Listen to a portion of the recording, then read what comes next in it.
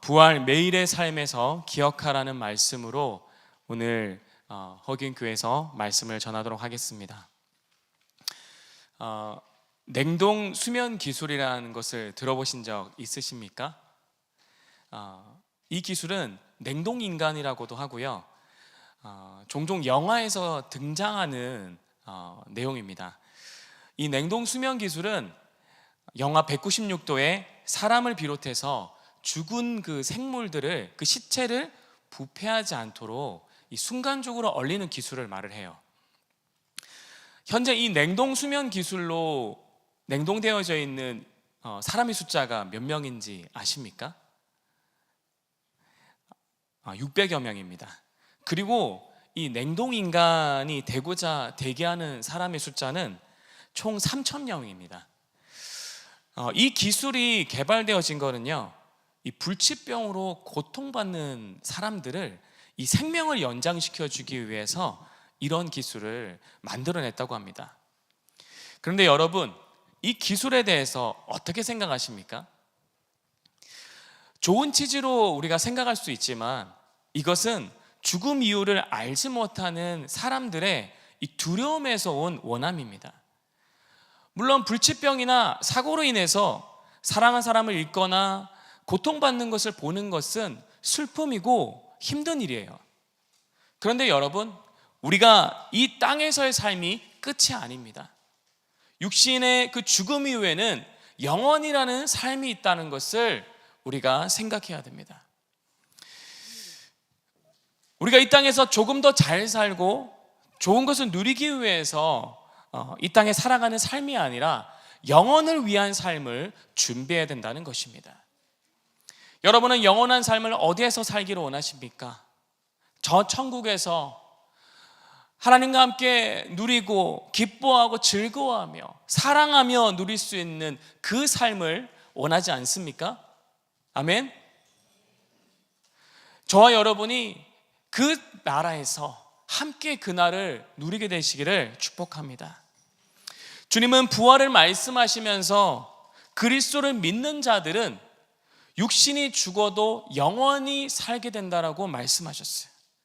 살아있는 동안에도 영원히 죽지 않게 된다라고 말씀하셨습니다. 이것이 부활의 영광입니다. 영원한 삶을 말씀하신 것입니다. 우리는 매년 고난주간을 지나서 부활의 주일을 맞이합니다. 믿음의 신앙인이라면 이 날을 특별하게 생각하죠.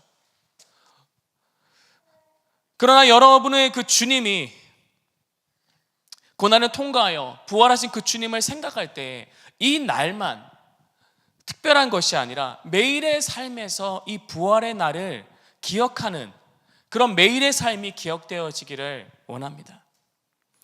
주님 우리에게 나는 부활이요 생명이라고 하셨어요. 나를 믿는 자는 죽어도 살겠다라고 하셨습니다. 이것은 한 번을 말씀하신 것이 아닙니다. 믿음의 진행형을 말씀하고 계신 거예요. 주님은 부활과 그 생명을 날마다 기억하고 믿으라고 말씀하고 계신 겁니다. 이것이 우리의 삶이 되기를 원하신다는 거예요. 여기서 기억하다라는 히브리어는 자카르입니다. 단순히 어떤 사실을 생각하며 그것을 암송하는 것이 아닙니다. 이 자카르는 계속해서 회상하면서 스스로를 일깨우고 적극적으로 영적인 행위를 하는 것을 말을 해요. 육신은 우리가 이 땅에 있지만 우리의 생각이 계속적으로 영원한 삶을 회상하라는 것입니다. 이러한 삶을 살 때 육신이 죽어도 영원히 살 수 있는 그 부활로 들어가는 것입니다. 이것이 자카르의 삶입니다. 주님은 십자가 부활을 매일의 삶에서 기억하기를 원하셨어요. 그렇다면 주님은 이 부활의 삶을 어떻게 자카르하면서 살아가라고 말씀하고 계신 걸까요? 첫 번째는 아버지의 뜻대로 살아가는 것입니다. 요한복음 6장 38절부터 39절의 말씀을 함께 읽어보겠습니다. 내가 하늘에서 내려온 것은 내 뜻을 행하려 함이 아니요 나를 보내신 이의 뜻을 행하려 함이니라. 나를 보내신 이의 뜻은 내게 주신 자 중에 내가 하나도 잃어버리지 아니하고 마지막 날에 달리 살리는 이것이니라. 마지막 날에 다시 살리시는 이 믿음이 아버지 뜻대로 살아가는 것입니다. 나의 유익이나 다른 어떠한 것이 아니라 아버지 뜻을 위해서, 잃어버린 자를 위해서 살아가는 삶을 말을 해요. 아버지 뜻을 따라갔던 짐 엘리엇이라는 선교사의 삶이 있습니다. 이 짐 엘리엇이라는 선교사는 명문대학 휘튼 대학을 수석으로 졸업했고요. 레슬링부에서는 챔피언 스타였기도 하고 재능 있는 연설가였습니다. 많은 사람이 엘리엇이 그가 졸업하고 나면 미국의 교회에 좋은 많은 영향들을 끼칠 것이다 라고 생각했어요. 그런데 엘리엇은 사람들의 뜻보다 하나님의 뜻을 구하였습니다. 오랫동안 기도한 뒤에 그는 아내와 함께 외부에는 적대적이고 공격적이었던 아우카 부족에 대한 마음을 발견하게 되었습니다. 1955년도 짐 엘리엇은 5명의 젊은이들과 함께 이 아우카 부족에게 복음을 전하러 들어가게 됩니다. 그런데 며칠이 지나도 그들의 소식이 들려오지 않자 선교본부는 확인을 위해서 그곳에 비행기 하나를 보내게 되어집니다. 그런데 해변에 도착한 비행기가 짐 엘리엇과 5명의 청년들이 무참하게 살해되어져 있는 것을 발견하게 되어졌어요. 그런데 이상한 점은 그들의 주머니 속에 권총이 있었다는 거예요. 그들은 자신을 보호할 수 있었음에도 불구하고 총을 뽑지 않고 순교한 것입니다. 미국의 타임지와 라이프지는 이 사건을 어떻게 말을 했냐면 불필요한 낭비였다라고 신문을 냈습니다. 그러나 엘리엇의 아내는 일은 낭비가 아니라 남편의 꿈이 이루어진 것이라 말하며 엘리엇이 기록했던 10년 전의 일기를 공개하기 시작했어요. 일기장에는 이렇게 기록되어져 있습니다. 제가 감히 하나님께 기도합니다. 이 부족한 나무 토막과 같은 인생에 불을 붙여 주세요. 제가 주를 위해 탈 수 있도록 나의 삶을 주께서 소멸시켜 주세요. 이 몸은 주님의 것입니다. 나는 오래 사는 것을 원하지 않습니다. 완전하고 풍성한 삶을 원합니다. 바로 주님과 같이. 그리고 이 일기장의 한 구석에 또한 이렇게 기록되어 있었습니다.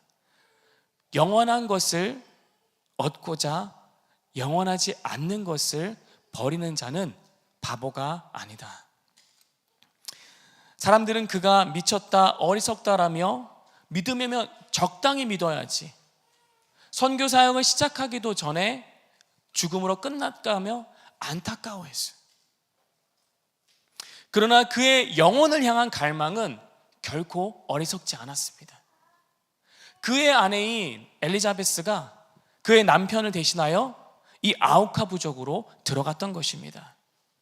그리고 이 남편이 이루고자 했던 그 소명을 이어서 그곳에서 섬기며 사랑하였습니다. 시간이 지나 그녀의 헌신을 보았던 추장은 당신은 왜 이곳에 와서 애쓰고 수고하고 있소라고 물어보았어요. 부인은 이렇게 대답했습니다. 나는 5년 전에 당신들이 죽인 그 남자의 아내입니다. 그러나 하나님의 사랑으로 나는 이곳에 와서 여러분을 섬기고 있습니다. 이 이야기를 들은 아우카 부족은 감동을 받고 모두 예수님을 영접하게 되었습니다. 그리고 시간이 흘러 5명의 청년을 살해했던 사람들은 아오니 교회의 목사와 지도자가 되었습니다. 하나님의 뜻을 구했던 짐 엘리엇의 그 선교의 사역은 금방 끝나버렸지만 그의 죽음은 복음을 위한 씨앗으로 심겨져서 열매 맺게 되었습니다. 저와 여러분의 삶도 이러한 씨앗으로 심겨지기를 축복합니다.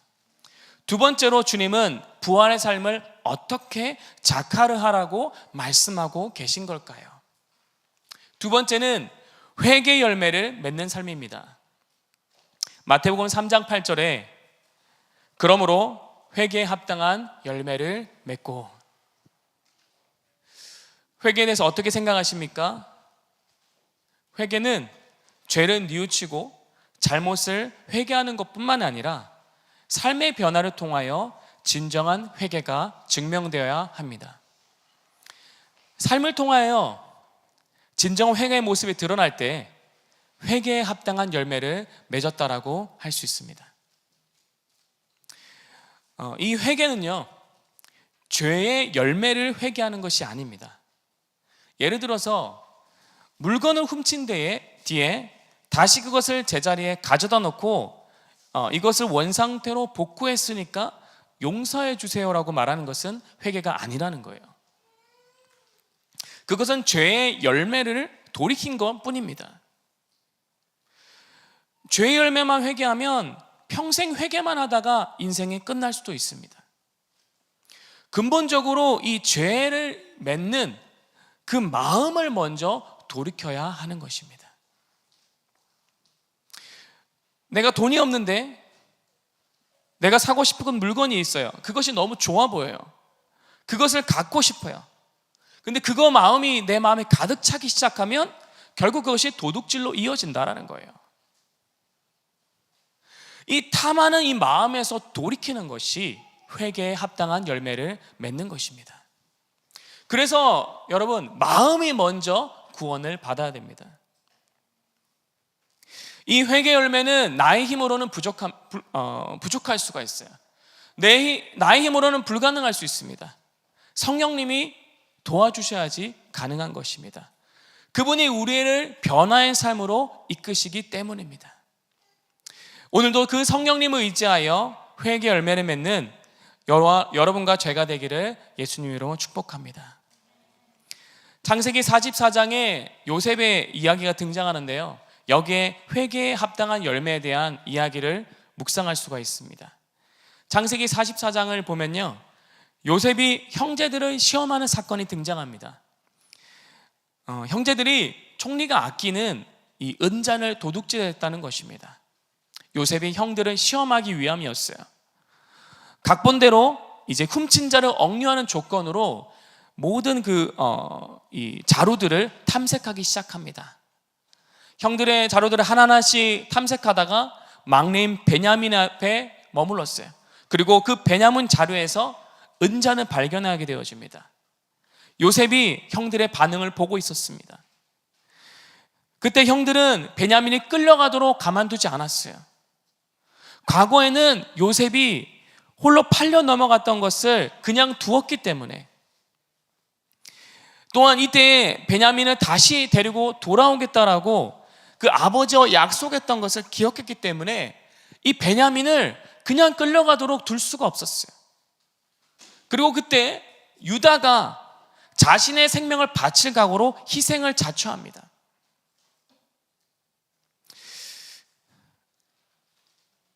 이 사건을 통해서 이 과거에는 시기와 질투로 분리되어졌던, 동생을 팔아버렸던 그 형들의 마음에 변화가 일어났다는 것을 발견하게 되어집니다. 이것이 진정한 회개 열매로 증명되어졌던 거예요. 그것을 통하여서 형들과 화해가 일어나고 자신을 밝혔던 요셉의 이야기가 창세기 44장에 기록되어져 있습니다. 이와 같이 우리의 삶 또한 변화된 삶이 되어져 진정한 회개 열매를 맺는 삶이 되시기를 축복합니다. 세 번째로 주님은 변화의 삶을 어떻게 자카르하라고 말씀하고 계신 걸까요? 세 번째는 오직 십자가만 자랑하는 삶입니다. 갈라디아서 6장 14절의 말씀을 읽어보겠습니다. 그러나 내게는 우리 주 예수 그리스도의 십자가 외에 결코 자랑할 것이 없으니 그리스도로 말미암아 세상이 나를 대하여 십자가에 못 박히고 내가 또한 세상에 대하여 그러하니라. 십자가만 자랑하는 삶은 십자가를 기뻐하는 삶입니다. 그리스도께서 십자가에서 죽으심으로 모든 사람의 죄가 용서함을 받았습니다. 하나님과 우리 사이에 있었던 그 막힌 담이 이 십자가로 허물어지고 하나님의 자녀가 되는 길이 열렸습니다. 지금 우리가 그리스도 안에서 누리고 있는 모든 것들은 십자가에서 죽으신 그리스도를 덕분에 우리가 누리고 있는 것입니다. 그분의 피로 우리가 누린 모든 복을 사셨어요. 그러니 우리는 그 십자가를 자랑하는 것입니다. 그 십자가를 자랑하다 보면 바울의 고백과 같이 그리스도로 인하여 날마다 죽는 그 죽음의 순간을 맞이하게 됩니다. 바울은 실제로 죽음의 위협과 고통을 겪었습니다. 그와 같이 우리의 삶에서도 십자가만 자랑할 때, 십자가만 기뻐할 때에 여러분은, 그리고 저는 존재적인 죽음을 맞이하게 됩니다. 고린도전서 15장 31절에는요, 형제들아 내가 그리스도 예수 우리 주 안에서 가진 바 너희에게 대한 나의 자랑을 두고 단언하노니 나는 날마다 죽노라. 날마다 죽는다는 것이 무엇입니까? 단순히 성질을 죽이고 사는 것이 아닙니다. 날마다 죽는다는 건요, 자기를 부인하는 삶이며 내가 주인된 삶에서 하나님께서 주인된 삶으로 바꾸는 것입니다. 가정과 직장과 사회에서 나의 이기적인 마음과 그 정욕과 탐심과 그 자랑을 벗어나 그리스도로 사는 것을 말을 합니다. 세상에서 내가 누리는 모든 것들이, 또한 내가 섬기는 모든 일들이 그리스도의 사랑을 보여주는 증거가 되어지고 십자가를 자랑할 기회가 되어지는 것입니다. 이것이 오직 십자가만 자랑하는 삶입니다. 저희 걸음에서도 아이들을 양육하면서 여러 가지 말과 시선들이 있었습니다. 칭찬과 격려, 축복의 말도 많이 받았지만 부정적인 말들도 있었고요. 우리의 최선이 낮게 평가되어지고 오해받는 순간들도 맞이하였습니다. 그러나 아이들을 양육하면서 맞이하는 모든 순간들이 우리에게 상한 마음이나 감정들이 아니라 십자가만 자랑하면서 그 부활의 영광을 맞이하는 그 시간이 되기를 기도합니다. 우리에게 그것이 기쁨이 되어지고 우리에게 자랑이 되어지는 그 삶이 되어지기를 소망합니다. 네 번째로 주님은 부활의 삶을 어떻게 자카르하라고 말씀하고 계신 걸까요? 네 번째는요, 온전한 사랑을 실천하는 삶입니다. 요한일서 4장 12절에 어느 때나 하나님을 본 사람이 없으되 만일 우리가 서로 사랑하면 하나님이 우리 안에 거하시고 그 사랑이 우리 안에 온전히 이루어지느니라. 아멘. 서로 사랑하면 어떻게 된다고 하셨습니까? 하나님이 우리 안에 거하시고 하나님의 사랑이 우리 안에서 온전히 이루어진다고 그 사실을 말하고 계십니다. 사도행전 2장에 초대교회 때부터 성령을 받은 교회는 이 온전한 사랑을 실천하면서 예수님의 가르침이 실제가 되는 그 믿음의 삶을 살아갔습니다. 여러분, 부활의 영광은 죽음 이후에만 경험하는 것이 아닙니다. 바로 이 땅에서 그 그리스도의 그 십자가의 죽음 안에 있는 그 아버지의 사랑을 살아낼 때에 경험되어지는 것입니다. 로엘의 아이들이 태어나고 그리고 처음 품에 안겼던 때를 회상하게 됩니다. 가난 아이들을 품에 안고 얼마나 감격스러웠는지 모릅니다. 사랑받기 위해 태어난 이 아이들을 품에 안으면서 하나님께서 이 땅에 보내셔서 세상에 비추러 보내신 이 아이들이 지켜져서 우리의 품에 안겼던 이 때를 보면서 하나님께 감사와 찬양을 올려드렸었습니다. 저는 이러한 때야말로 주님의 그 영광의 실체가 드러나는 순간이라고 생각합니다. 우리는 사랑할 수 없는 자를 사랑할 때에, 외면하고 싶은 사람을 사랑할 때에, 그리고 내게 유익은 없을 것 같은 자를 사랑할 때에, 용서할 수 없는 자를 사랑할 때에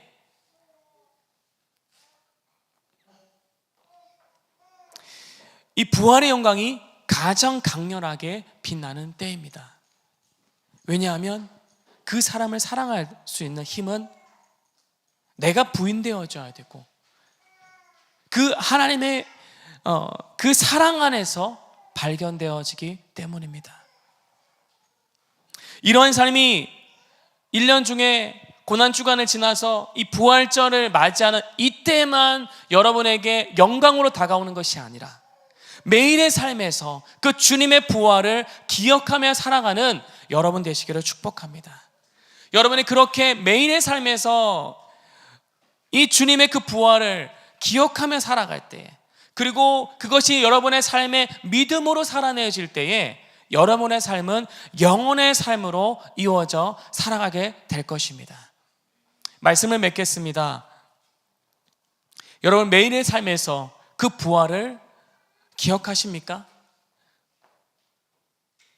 앞서 4가지의 이 삶을 통하여 여러분의 삶에 이 부활이 기억되길 원한다라고 말씀드렸습니다.